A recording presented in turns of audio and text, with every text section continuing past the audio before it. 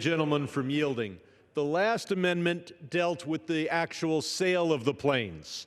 The Iran nuclear deal, the JCPOA, does provide that we should license those planes if we're sure they're going to be used for civilian purposes. So there's at least some argument about what Iran is supposed to get under the JCPOA. This amendment deals with whether we finance airplanes, whether they're made by Boeing or Airbus or anybody else, what we're going to let our banks finance. This amendment has nothing to do with the JCPOA, the Iran nuclear deal. Nothing in that agreement promises, hints, even discusses the possibility that we would go so far as to lend money to one of the state sponsors of terrorism. And I know there's concern. Do we want to boycott everybody in the world? There are only 3 countries that are state sponsors of terrorism, and 2 of them, Syria and Sudan, no bank would lend money to. So this is one country that we have to deal with as a state sponsor of terrorism that might borrow money. Why shouldn't we allow it?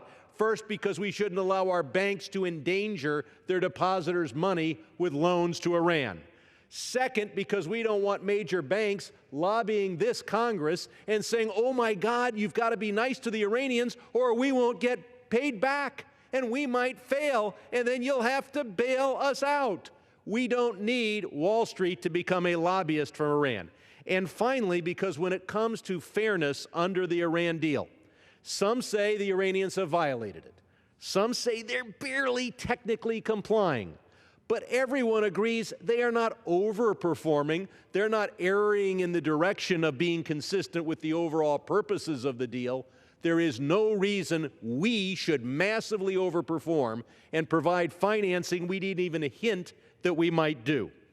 And finally, keep in mind what we would be financing if we finance these planes. Hundreds of thousands of Syrians have been killed.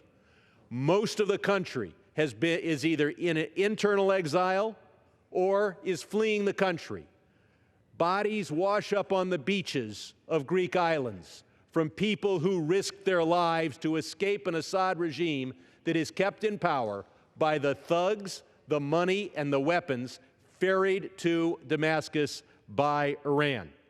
So we don't have to finance this terrorism. We're not obligated to do so, even if we were going to be in the strictest compliance with the JCPOA.